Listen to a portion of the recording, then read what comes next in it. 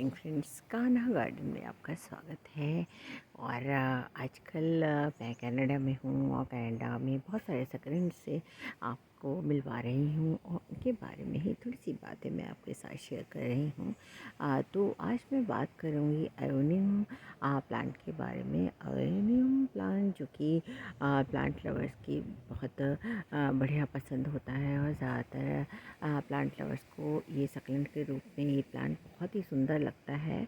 ये ब्लैक आयोनियम और ग्रीन आयोनियम कई तरह के इसमें प्लांट्स मिलते हैं और सभी देखने में काफ़ी खूबसूरत लगते हैं। ये बढ़ता है बिल्कुल ऊपर से, इसको हम देखते हैं तो एक रोज़ की तरह या एक गुलाब की तरह इसका बिल्कुल इसकी शक्ल होती है, इसका रूप होता है। तो बहुत से लोग इसको ब्लैक रोज़ भी कहते हैं और ब्लैक रोज़ के नाम से भी इसको पुकारते हैं जब ये ब्लैक कलर का या ये जो मेरे ठीक सामने है इस कलर का होता है। उसे ग्रीन एल्युमिनियम भी आता है। तो आज मैं ब्लैक एल्युमिनियम दिखाते हुए ही आपसे बात कर रही हूँ। इसमें एक विशेष ध्यान रखना है जब इसकी हम केयर की बात करते हैं। एक ख़ास बात होती है एल्युमिनियम के साथ कि ये सकलन देखने में बहुत खूबसूरत तो होता ही है, बस थोड़ा सा डेलिकेट ये प्लांट है और इसको पानी देने में थोड़ा सा हमें ध्यान रखना पड़ता है। मोस्टली सक्लेंट्स को पानी ज़्यादा नहीं चाहिए होता है, तो वैसा ही इसके साथ भी है, बस थोड़ा सा इसको और सक्लेंट के मुकाबले ज़्यादा पानी चाहिए होता है। और ये ध्यान रखना है कि एक बार वाटरिंग करने के बाद दूसरी बार वाटरिंग तभी की जाए जबकि मिट्टी पूरी तरह से ड्राई हो जाए।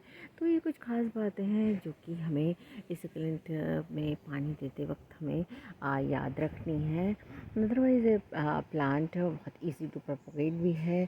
जैसे आप मेरे सामने वाले प्लांट को ही देख रहे होंगे, ये किस तरह से ग्रो कर रहा है, काफ़ी घना हो गया है ये इस प्लांटर में ही। तो अगर आप इसको घना बनाना चाहते हैं तो आप इसकी जो ब्रांचेस हैं जो कि काफ़ी बाद में बड़ी हो जाती हैं, जब प्लांट पुराना हो जाता है तो इनमें से कुछ को कट करके इसे बड़ा हो गया है, मैं यहाँ से इसको कट करके और इतना प्लांट एक नए पॉट में लगा दूँ यहाँ से, तो एक नया प्लांट बन जाएगा। जब प्लांट धीरे धीरे ओल्ड हो जाता है तो नीचे की पत्तियाँ ये देखिए इस तरह से सूख कर गिर जाती हैं, तो इन्हें तोड़ देना चाहिए और ये अपने आप ही गिर जाती हैं। और ये प्लांट हमेशा ही देखने में खूबसूरत बना रहता है। तो जहाँ पर ज़्यादा बारिशें होती हैं वहाँ पर इस प्लांट को बारिश के दिनों में थोड़ा प्रोटेक्ट करना पड़ता है, क्योंकि जैसे मैंने पहले बताया बहुत ज़्यादा पानी इसको पसंद नहीं है।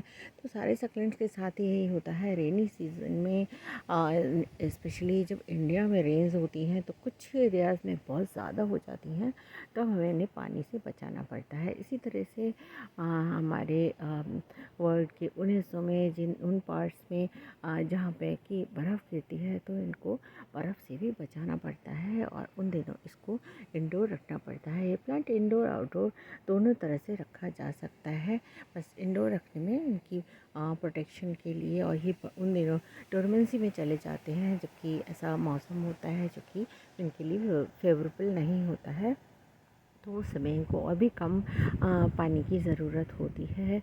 और इनको अगर आप इंडोर रखें तो लाइट्स के सहारे इनको सर्वाइव कराना पड़ता है। ये प्लांट जिन दिनों मौसम अच्छा है और गर्मियाँ हैं या विंटर्स हैं और बहुत ज़्यादा ठंड आपके यहाँ नहीं है, तब ये प्लांट अच्छे से ग्रो करता है। और उस समय इनको थोड़ी धूप की ज़रूरत होती है, 4-5 घंटे की धूप इनको मिल जाए तो ये अच्छे से ग्रो करते रहते हैं। और उस समय ही टाइम होता है न्यू प्लांट बनाने का, और न्यू प्लांट्स इनसे ईज़िली बनाए जा सकते हैं। तो मैं कह सकती हूँ इजी टू प्रोपगेट ये एक प्लांट होता है। नर्सरीज़ में ये प्लांट थोड़ा कॉस्टली आता है, ग्रीन कलर का भी आता है और ये ब्लैक ऑर्गेनियम थोड़ा ज़्यादा कॉस्टली नर्सरीज़ में मिलता है। और अगर आप छोटा प्लांट लेंगे तो शायद थोड़ा आपको सस्ता मिले, पर जैसे जैसे ये साइज़ में बड़ा होता जाता है ये प्लांट और ज़्यादा कॉस्टली होता जाता है। तो इस प्लांट की कॉस्ट के हिसाब से आप इसकी छोटी सी कटिंग कहीं से ला कर लगा सकते हैं और आप फ्री में भी इस प्लांट को डेवलप कर सकते हैं।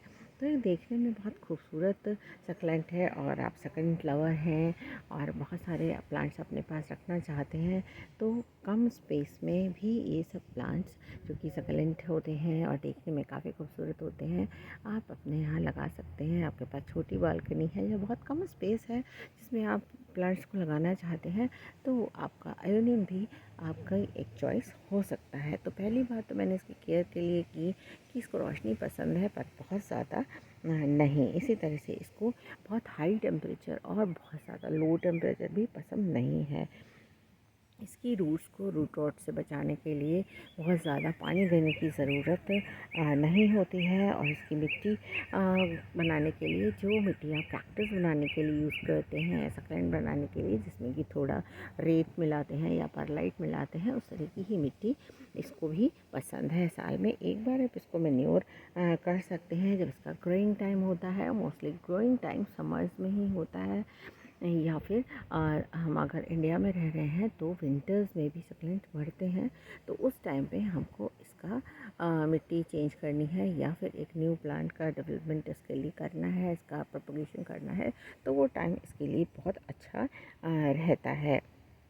स्प्रिंग भी इसके भरने का समय होता है तो मिट्टी को पूरी तरह सूख जाने दें, उसके बाद ही इस प्लांट को आप पानी दें।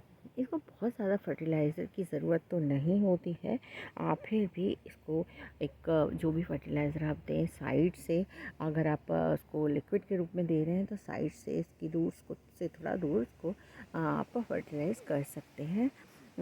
तो समय पर या आप साल में एक बार इसकी ग्रोइंग टाइम में इसको फर्टिलाइज़ आप कर सकते हैं।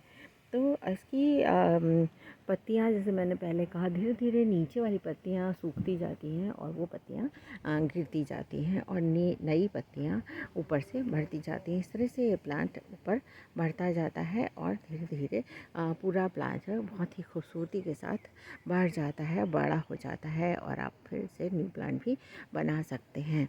तो एक खूबसूरत देखने में गुलाब की तरह दिखने वाला प्लांट बहुत ही देखने में तो खूबसूरत होता ही है, इज़ी टू केयर है और इज़ी टू डेवलप है। न्यू प्लांट आप आसानी से डेवलप कर सकते हैं, प्रोपगेट कर सकते हैं। तो इस प्लांट को आप अपने गार्डन में ज़रूर डेवलप करिए, कान्हा गार्डन को देखते रहिए और इसी तरह के न्यू प्लांट्स देखने के लिए और उनकी जानकारी प्राप्त करने के लिए कान्हा गार्डन को सब्सक्राइब करना ना भूलिए। Thank you friends, thank you for watching.